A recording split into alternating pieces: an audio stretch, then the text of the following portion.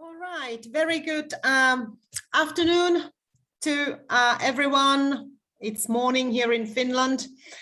My name is Hanna Vehmas and I work at the University of Jyväskylä in Finland, and I will be chairing this session Symposia 3. So I warmly welcome you all to this session. We have two presentations today, and 20 minutes for each of the presentations, including questions and comments. And it is my pleasure to introduce to you our first speaker, namely Miss Asia Paik from the University of Ljubljana, Slovenia. Asia is a graduate in genealogy from the Faculty of Sports, and she is also a licensed group fitness instructor, also first level Pilates instruction, and also instruction in metabolic effect group exercise. And in addition to all of that, she's also a Zumba instructor. So we are very happy to hear your presentation on strength training at home. Please, the floor is yours, Asia. Hello, everybody, and welcome to my session on this amazing conference that we get to experience another year. My name is Asia Paik, and I will be talking about strength training at home. More details on that soon, but first let me quickly introduce myself. I come from Slovenia, where I got my bachelor's degree in kinesiology. And I have been a personal and group fitness trainer for the last 11 years. And I've tried to combine my knowledge to show you today why the home workouts are on the rise, why strength training should be more often presented properly, and what you or your clients can do to optimize the strength training at home. So in the last year and a half, due to the pandemic, due to the lockdowns, we've experienced this really so-called a boom in the amount of home workouts online. And I found it an interesting topic to talk about, since a lot of trainers are having challenges with online workouts. So let's just dive in.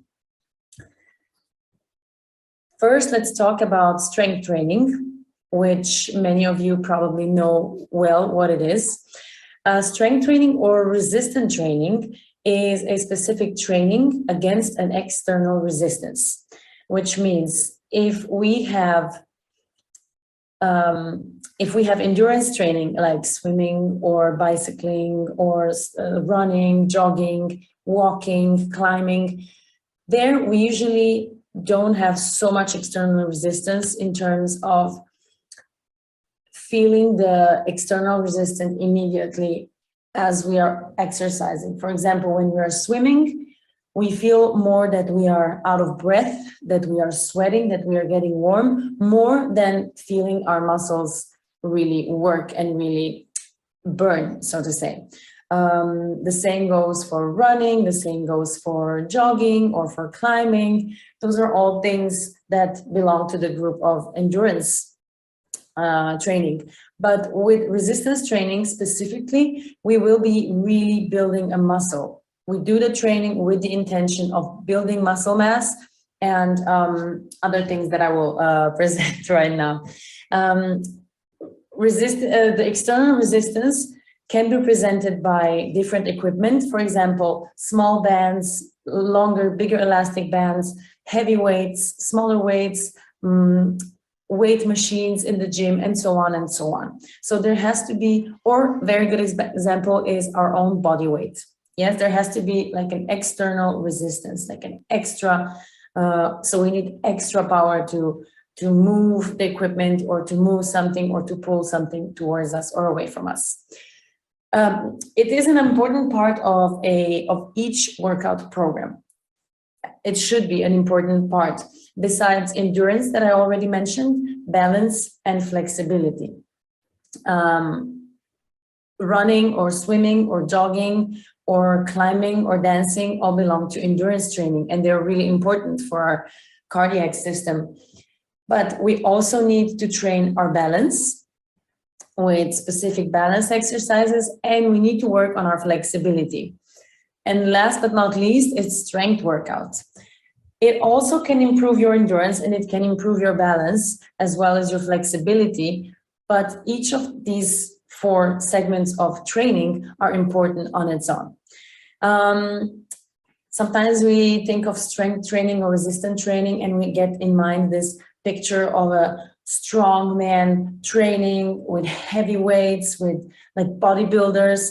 But actually strength training should be done by each and every person, no matter the gender, no matter the age, because it can be adapted to each person. If I'm not strong enough to push 10 kilos above my head, I have to find a way to push as much weight as I can, for example, 5 kilos or maybe 3 kilos. And when that becomes too easy for me, then I can progress to a higher weight. Just a small example. So even our senior members of population must and should do strength training that is available and meant for them.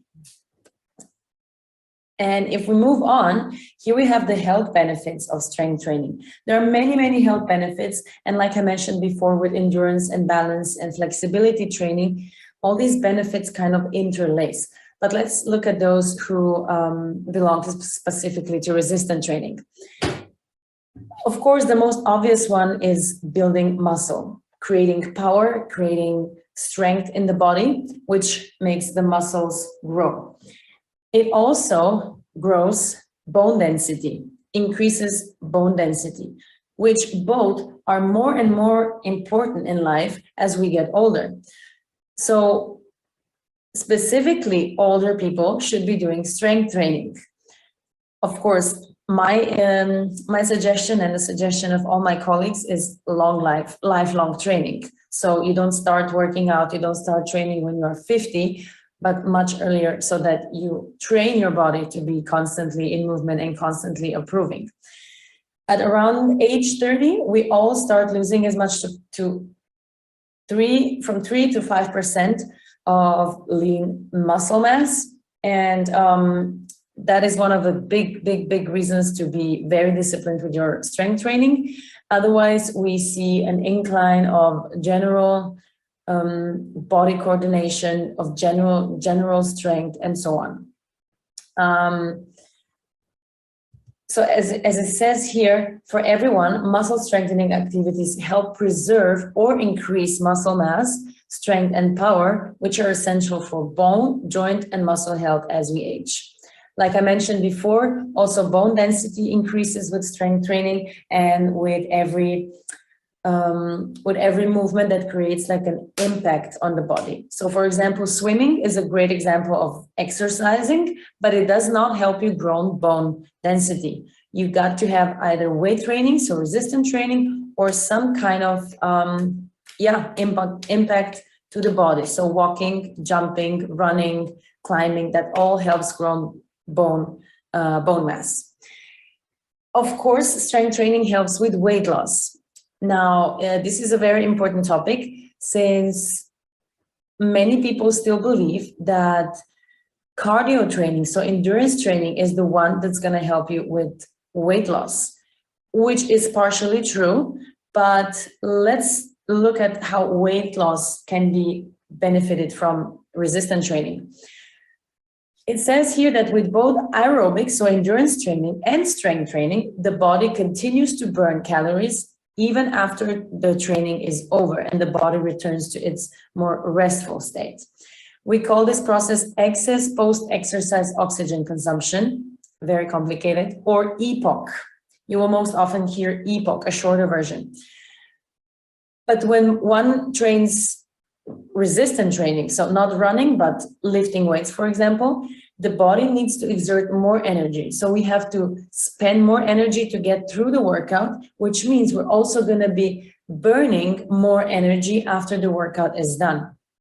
And when they compared 3 different groups working, some of them, there were 3 groups of overweight people. One group did no exercise, the other group did cardio, and the third one did strength training. The third group lost much more weight than the other 2 because they were building muscle mass, which helped them to burn calories even after the strength training was done. And that, again, doesn't mean that it has to be strength training with weights or with heavy weights. It's a strength training that is meant for you, for your fitness level. Now, the third one I think is very, very important. Strength or resistance training raises our energy levels, it improves our mood, and it improves our mental health. I think we all saw the effect of this, especially during the lockdowns, during the pandemic.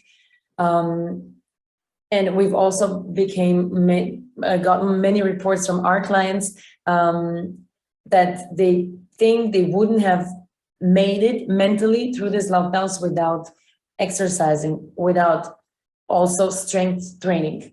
And it has been found as a legitimate treatment to repress symptoms of depression and may help you sleep better too. And we all know sleep is very, very important to stay mentally strong, to stay energized during the day, and to have the energy levels and the mood to go through our daily activity.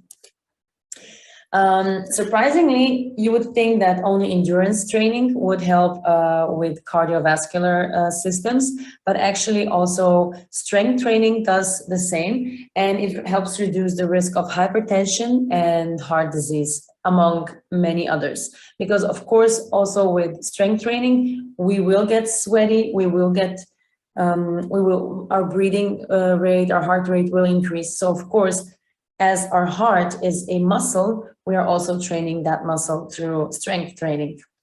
And last but not least, these are not all the benefits, but I just wanted to point out a few. Strength training actually helps with ease symptoms of chronic disease, including neuromuscular disorders, HIV, chronic obstructive pulmonary disease, and some cancers, among others. So definitely it's not prohibited to include resistance training, even if you have a chronic disease. On the opposite, it is very, very recommended. And we can see here that there was a research with more than 30 million Americans with type 2 diabetes. Strength training, along with other healthy lifestyle changes, good nutrition, a lot of sunlight, good sleep, and so on, can help improve glucose control. So it is an important part of a healthy lifestyle to include strength training in your workout plan. Now, if we touch upon the topic of strength training from home, we will touch the topics of the big boom of home fitness in 2020. And then I have some key informations for clients and key information for all your trainers, for all you trainers out there watching and listening. Let's talk about the boom of home training in 2020. As the lockdown and the pandemic itself caused a lot of fitness studios to close down, personal training was not allowed, not even one-on-one at home. We weren't even able to train clients outside in the nature, one-on-one or in small groups. So we quickly realized in the fitness branch that we will have to go online and quickly figure out how this works, what is the optimum way for our clients and for us technology-wise. And also we had to think about which classes make sense to teach online and which are just not appropriate. And it was very hard, very challenging for all of us, I believe, also our clients, the trainers, fitness studio owners. It was a new way of work. And I think a big challenge for us was the technology part. So what kind of technology do we need to make this work fast, to make the quality of the sound, of the picture good? We had to fight with connection issues.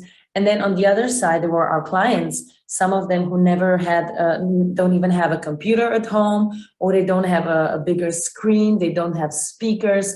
So it was a lot of communication was needed for us to come together and to make this work. The downsides is, of course, nobody was prepared for what was coming. And the other thing is, as a group fitness instructor, I've seen this happen on a daily basis in communication with my clients. They just did not want to work out at home. They're used to working out with me in the studio with other people, because training is also a social experience. And they just didn't want to deal with the computers at home and with the music and everything. And they just said, oh, I will continue when we open again. That was at the beginning of November 2020. But then, of course, we saw the decline of health, the decline of flexibility, the increase of orthopedic patients. It was just disappointing. People were in pain. They had joint pains, they had muscle pains, they had problems walking, they had problems standing out, sitting down. Depends, of course, on the age group, but they realized after a few months, they said, wow, okay, I cannot not work out, because if you're going to group classes, usually you're not the kind of person who will just train on their own. So a lot of them had a really long break from workout at all. And then luckily more and more people started to join because they realized, okay, I really need to work out on a daily basis if I want to keep my body going. And they also saw, of course, a decline in their muscle mass if they weren't training with us. And then slowly people started coming back to online classes. Although a problem is, generally speaking, in the world, there was a lack of strength training. For example, in this group workout sector, there was a lot of dancing, there was a lot of HIIT workouts, there was a lot of things happening, but very few of those were really resistant workouts, like strength workouts. And the thing is, of course, a lot of people don't even have the equipment at home, or they didn't want to buy the equipment. They were limited by space. Maybe they couldn't do some things at home. So there were really a lot of challenges that we had to go through with our members. But it is interesting to notice that after the fitness studio opened, a lot of people still continue doing workouts online. They now have all the equipment, they have their schedule, they're used to saving time without commute to the studio and back. So it's an interesting phenomenon now to see. And also a lot of people are more fit now than they were before the lockdown, because they stayed consistent, because we kept them going motivated. Now, if I touch upon the tips for clients, this part is also important for the trainers to pay attention to. So for everyone wanting to start online workouts or wanting to start working out at home, that's a great decision, but please consult with your doctor if you're feeling that it might be risky. And if nothing else, consult a fitness specialist, either a personal trainer, either a group fitness trainer. If you're training on your own, you need to be guided properly, especially at home, because it's not an environment where you would feel really comfortable in terms of freedom of movement. And if you don't have anyone watching you, then you don't know if you're doing the exercises correctly. So this is a very important thing. The next two points are super important in terms of you have to make strength training a part of your workout routine. Like we said, 2 to 3 times per week. Definitely you need a day break between 2 strength training sessions, and really decide which days that are going to be. Tuesday, Thursday, Monday, Friday, it doesn't matter. Just make a plan and try to stick to it. And dedicate a special area at home for training. What I mean by that, if you have enough space, you can have a permanent workout area at home with your mat, with your equipment, or you choose an area that you quickly can get ready for a workout space. You can quickly remove the furniture, there's enough space for you, and you can start working out. So it takes the mental stress away, because you know you can be ready like this. And the third one, I would suggest to dedicate a certain amount of budget for equipment. Now, when it comes to equipment, I have here a few examples. A lot of times we can use these elastic bands, or we can use smaller bands like these. Different exercises demand different equipment. Or you can also think, or your trainer can help you think about improvised equipment. This is just an improvised, these are improvised small weights. You can also put stones inside, or sand, so they are heavier. There are so many options. You can use pillows, you can use a chair, you can use your couch. That's all, but that is all up to your trainer to help you prepare the program so that you can use things at home. And now for the trainers, one of the most things, like I mentioned before, is the communication. Before a client starts, you help them prepare their workout space, you help them with the technology, you help them with the equipment. And then as the class starts, as you're teaching the class, your communication with the camera it's crucial for your client to have a good workout. Remember, you will be in their living room. Even if you don't see them, you are there in their living room, and they're watching you and waiting for you to tell them what to do, to really show specifically exercises. On a screen, we don't have this depth, so it's much more important to show the exercise from all perspectives, from the side, from the front, maybe sometimes even from the back, maybe stand diagonally so people can see you from all angles, and really allocate what you want from them in the exercise. Think of where the knees going, where the elbows going, how is my spine. So that's even more important when you don't see them and they don't see you the same as in person. With the equipment, like I mentioned before, it is our job as trainers to think about different options that you can use and help clients save money. We want to save money for the clients and talk about their budget, how much budget they can dedicate to that. And everything works. We've seen everything works. It's just a matter of decision and just have to put our minds to it.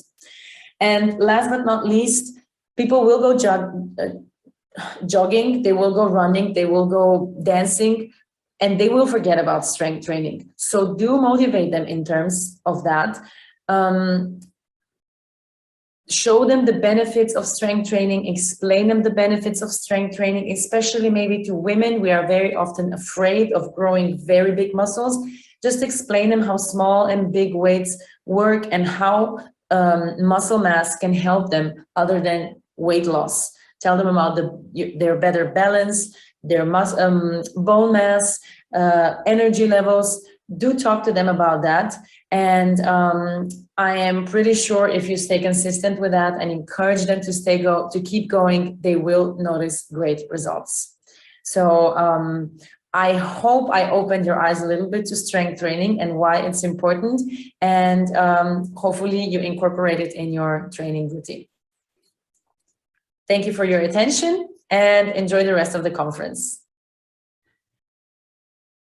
Thank you very much, Asia. An excellent presentation, and I must say personally that as more of an endurance exerciser, it's very enlightening, very beneficial to get reminded about all the benefits of gym training, of muscle training. So I personally I got a lot of good tips. So thank you indeed for those. I see in the questions and answers chat box that there are at least 3 questions for you. So I will just present them to you now. First of all, there is a question: can you suggest what is the best nutrition for reduce body fat and increase muscle mass? Tough one.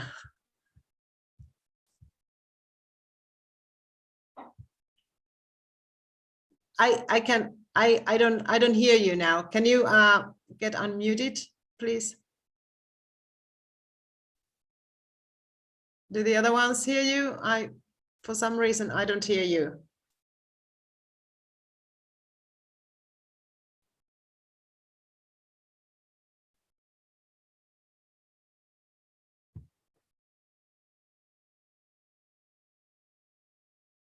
Yeah, please check your microphone. You obviously can hear us, but yeah.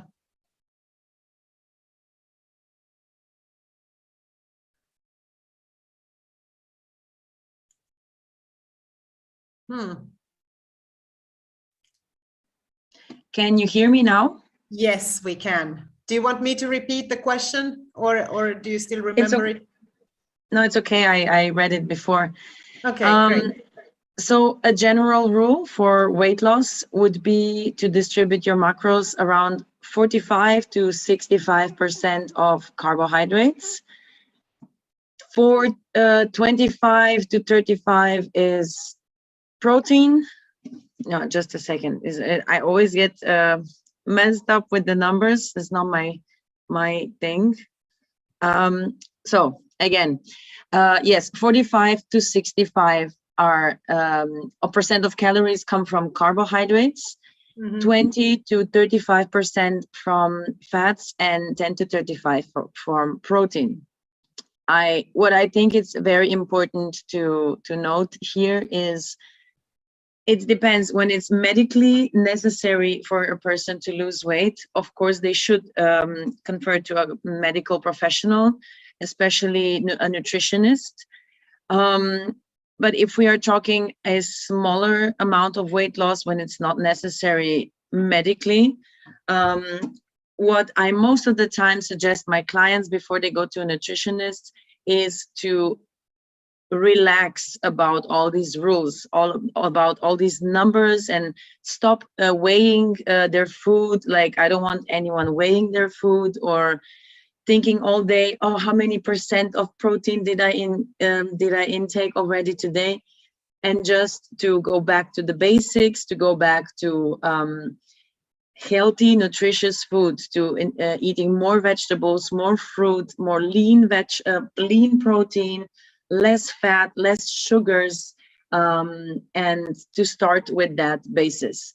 But the numbers that I mentioned are those which you should follow for weight loss.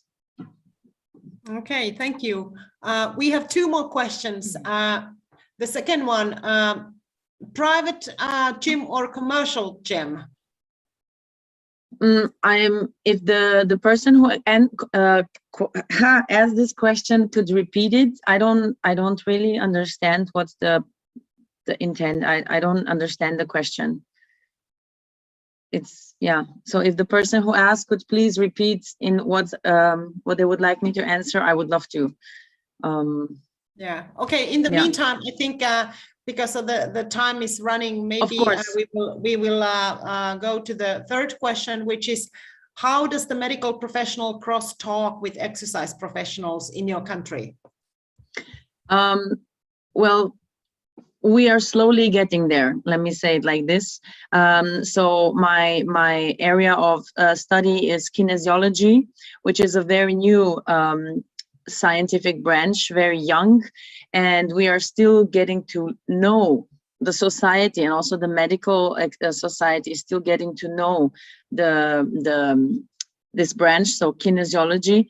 But it's been a few years, I would say 4 years at least, that medical centers have started to implement kinesiologists, so sports professionals, into the programs they provide people with. So for example, when a person needs to lose weight under medical supervision, they will include a kinesiologist into the program, who will prescribe the workout, a workout program that will be suited especially for weight loss. Of course, that includes strength training, but we are very, very slowly getting there. Very slowly connecting the importance of exercise and health in terms of really connecting medical and exercise professionals. But there have been some steps. There have been some steps done, so I'm very glad to see that happening. Yeah, so that was one of the big steps. Yes. Thank you very much. Very important question. Okay, before we move on to our next second speaker, I just quickly would like to take this opportunity to ask you, how do you see now, after hopefully we will return back to normal after the pandemic, how do you see the significance of this home strength training or any other exercise at home? How do you see? I mean, are people used to now exercising at home, or are people in your environment anxious to go back to the fitness centers, or how do you see this situation coming up? It's we have two very different areas. We are actually surprised how many people still want to stay at home. Sometimes I have classes where before I used to have 30 people in a big room, or 40 people. Now I have maybe 10, and at home online I have more than 20 people, which is really surprising to us. We were not expecting that. We were really sure that people who are used to going to fitness studios, who need this group dynamic to keep them motivated through the workout, we were sure they would come back. They are not yet. There are many reasons behind that. All the rules that come with going to a fitness studio. The vaccination rate is still slowly going up. So the people who are still not completely vaccinated, they don't want to get tested daily. So that is also a big factor. But what I can say is that the feedback we receive from our clients about home workouts and having the ability and the option to work out with us online, we had a lockdown of 8 months. Mm-hmm. The feedback is just incredible. The impact on the mental health is, we know the impact of sports on mental health, but the feedback that we are now receiving is just opening our eyes to how important it really is and how much it helped them stay mentally strong during these really, really hard times. So I can say I now realize that myself and my colleagues really did help people with working out at home, and we are realizing the value now. So yeah, that is my outtake from online workouts during 8 months. Mm-hmm. Yeah. All right, Asia, thank you so much. It sounds like you are doing incredible, valuable work in your country, and hopefully we will hear more about your Thank you so much. experiences and about perhaps studies related to that. Okay, so thank you once again. Thank you very much.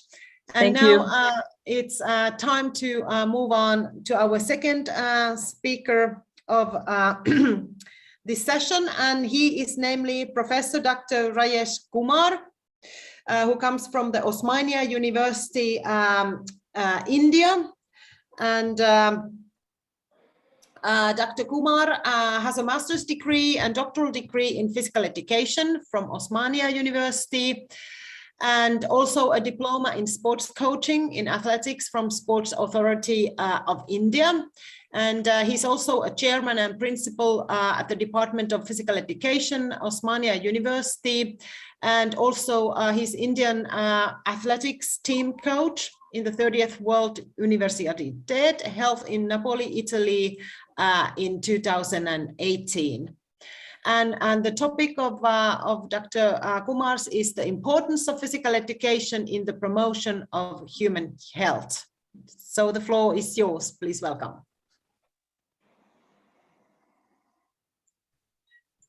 Thank you, madam. I'm audible.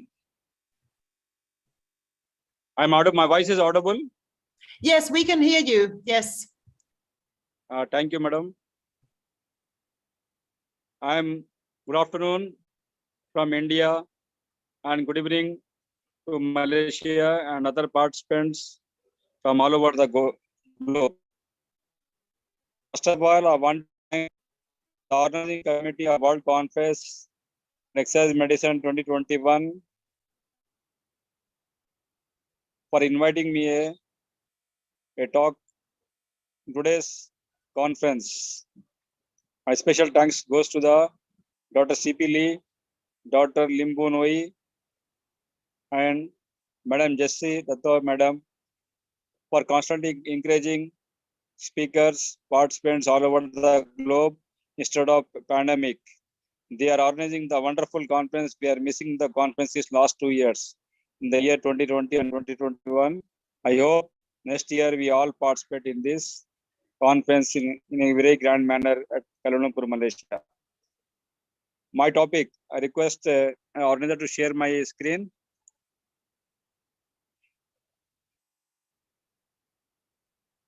Please share my screen. Next slide. As all of you aware that the physical education plays a prominent role in promotion of the human health. A human being has to go in different phases. First is early childhood, middle childhood, then late childhood, then adolescence phase, then adulthood, then we have to go for a old age. The physical education is start from the early childhood. When the child born, child goes to school, he is in different stages. That is early childhood, middle childhood, and late childhood in the school education. The school education is a place where a physical education activities such as jumping, throwing, playing sports, calisthenics exercises, they play a dominant role for promotion of the child health. Physical education is the first stage where the child is come to the school and learn. It also promotes the fitness and health along with other things also, other development of a child. Next slide. You see that how the child is doing physical activities at a school. Child does jump rope exercises, calisthenics exercises, and many other. They play with ball, volleyball, basketball, athletics. Like this, many things they play at school level. School level sporting activity is a basic activity where 100% the school children go to school and they learn do some physical education activity. Every school I think so. All over the globe, they have minimum 1 hour exercise for children. So this is the first stage where the PE teacher taken the children to ground and also at the classroom to promote a health of a child. That is a very important in the school level. Next slide, my.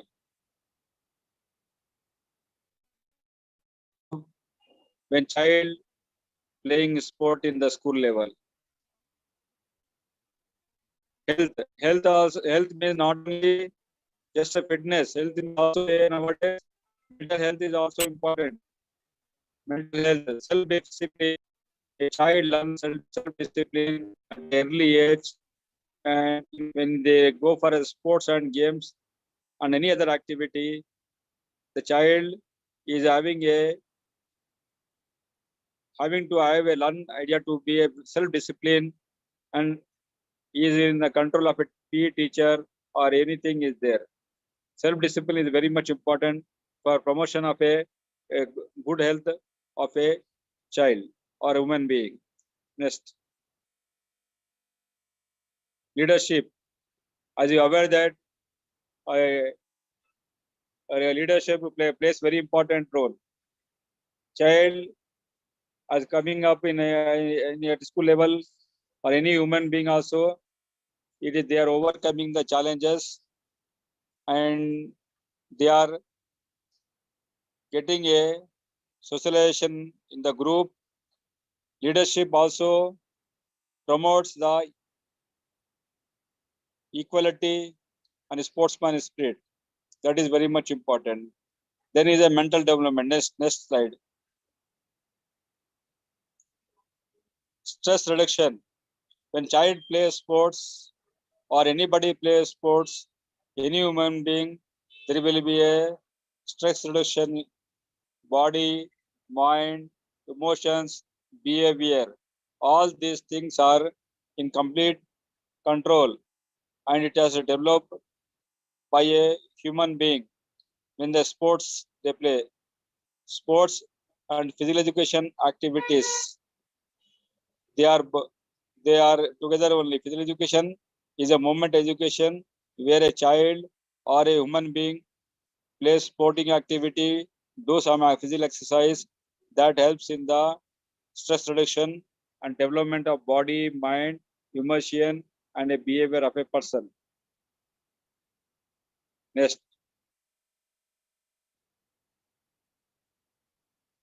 You see, physical education having a lot of activities that helps. You are going for a gym. Just a man told you about the strength training. Strength training also is a part of the physical education activity that promotes the strength.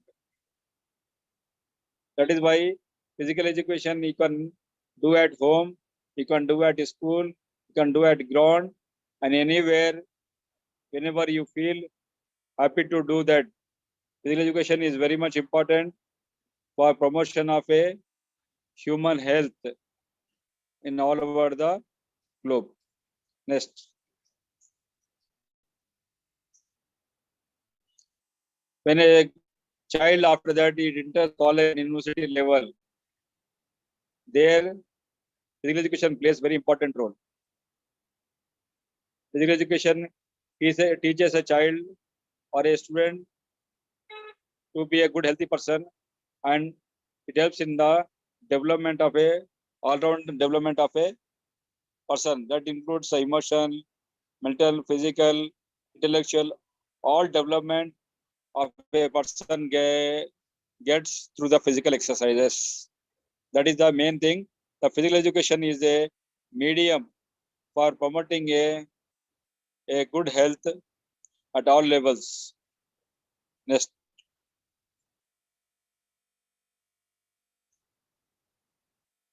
Nutritional benefits of physical education.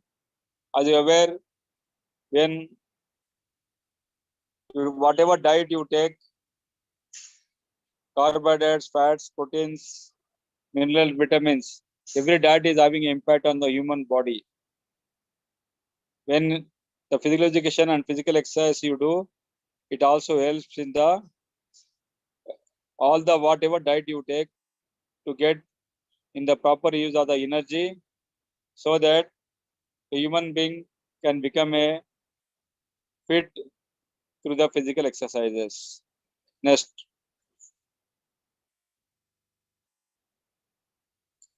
it also boosts the self-confidence of a person. Physical education is an activity where it helps in the self-confidence, boost the self-confidence of a person. Self-confidence plays a major role in the day-to-day activities, day-to-day life, and everything. Whatever you do physical exercise, you do studies, and everywhere, the self-confidence plays a very important role in the development of a health.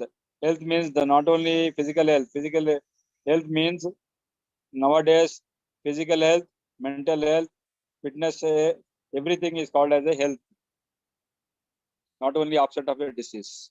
Next,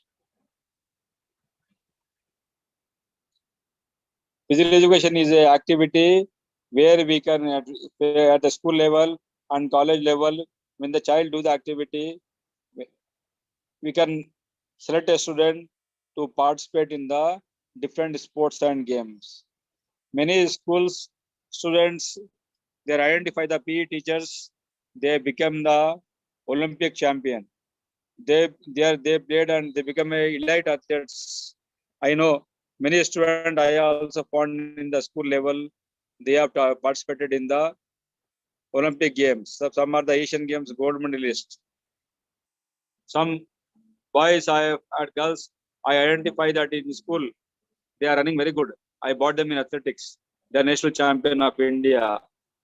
Even some people I've identified when they're doing the PE class. Then they are the Olympic medalist. We are having lot of the Olympic athletes. Those even got the medals at the now recent Tokyo Olympics. Sindhu and many others. They are first identified by a PE teacher only. PE teacher is the first person to identify talent of a person. After the parent PE teacher only will tell the parent to put in the coaching. That is why physical education not only promote the health, it also helps in the motor skill development.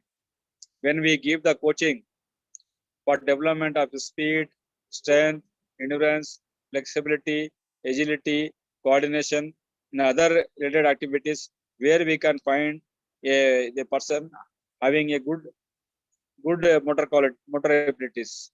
Even when we are in the sports, when we are teaching the technique and tactics, where we can identify the person is having a good technique, then we can put in that sports.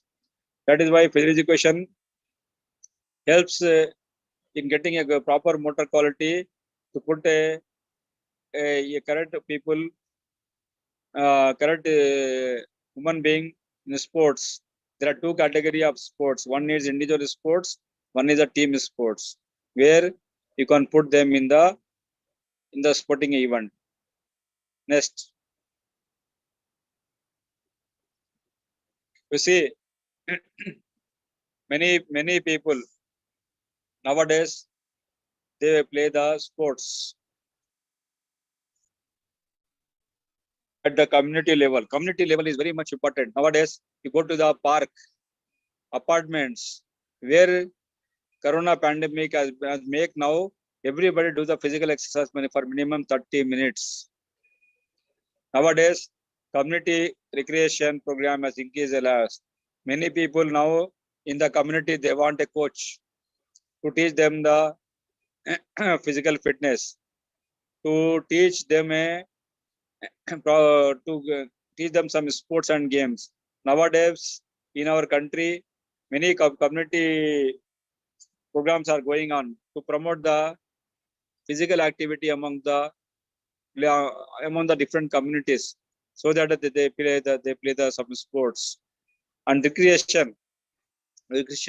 Recreation is also a part of movement education.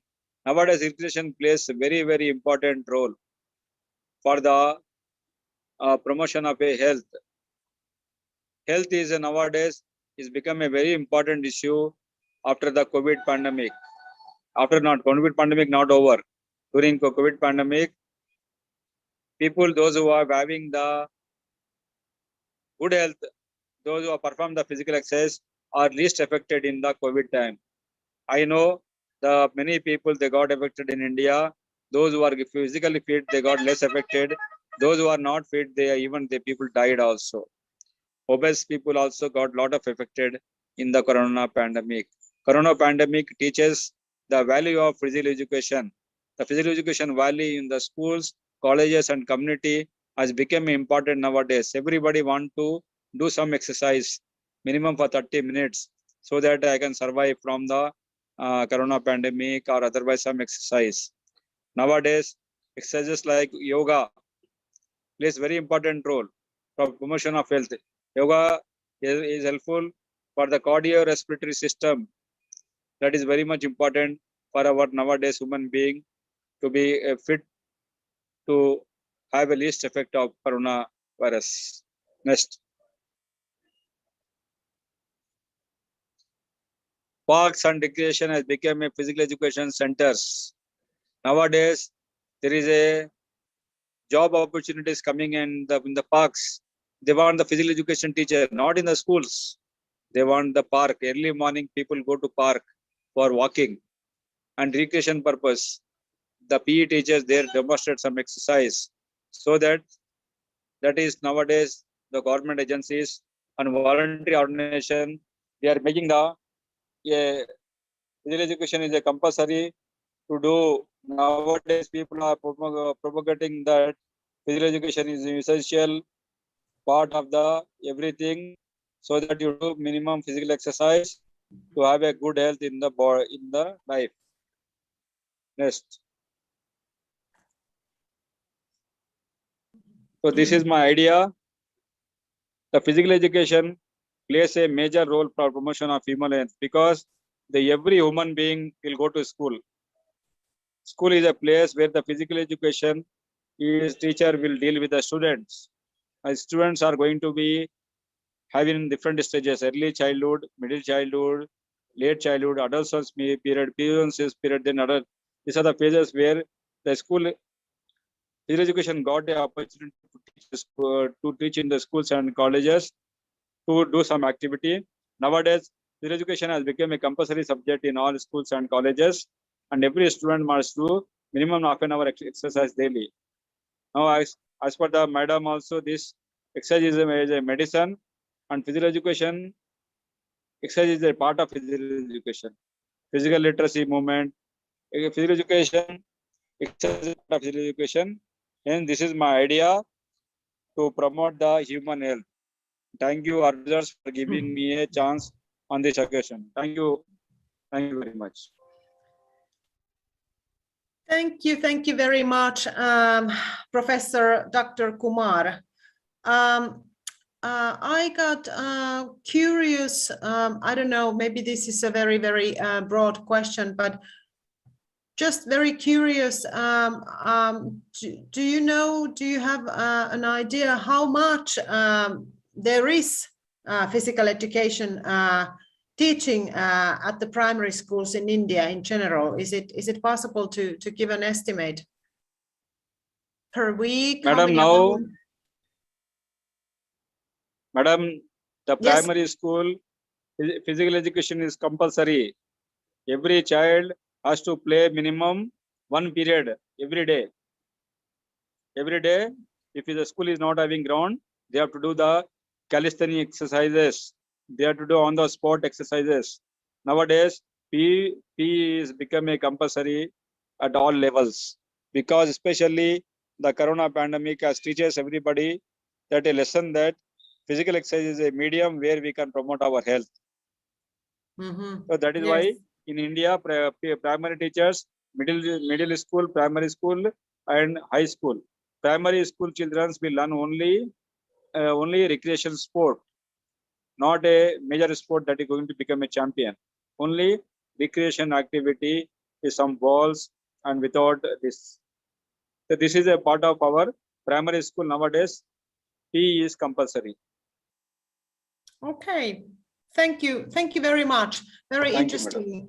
There is one more question here at the chat. Could you share some of your program done to promote exercise to your country? Madam, at present I cannot share, but you know, we are having the level of different levels. We have a PE program activity at inter-school level, school level, inter-school level, and for children are different. Kid athletics are for the 7 to 12 years of age. Then we are having a sport other 12 to 15 years. Then we are having the school college level. Like this, different programs is there. My email is there. I can share them in the evening. If I can, somebody want, please give my emails, madam. I can give. Because actually, I'm very much sorry. I'm out of my region. That is why I am talking on mobile phone. And it is my interest that is why I only came to know in the morning only. Today is my thing is this is there. Thanks, madam. Okay, thank you very much. Are there any other questions from the audience at this point? Okay, I see no more questions. So I thank you very much for your very interesting presentation, Professor Kumar. And I also would like to thank both of the presenters and all the participants in this Symposia 3 in this afternoon. And since we have no more presenters in this symposia, I thank you all, and I wish you a very interesting and enjoyable rest of the conference and rest of the day. Bye-bye.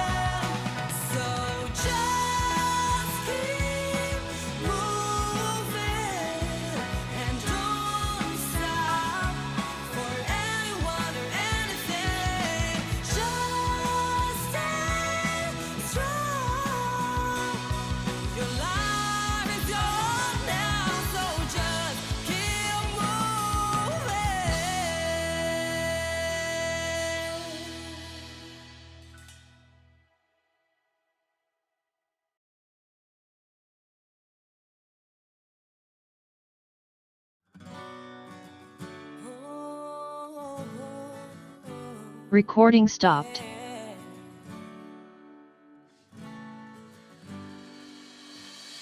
Pick up your feet and don't stop running. Lift up your heavy limbs to the sky. I hear your heart beating ever so fast. Don't you dare let it stop.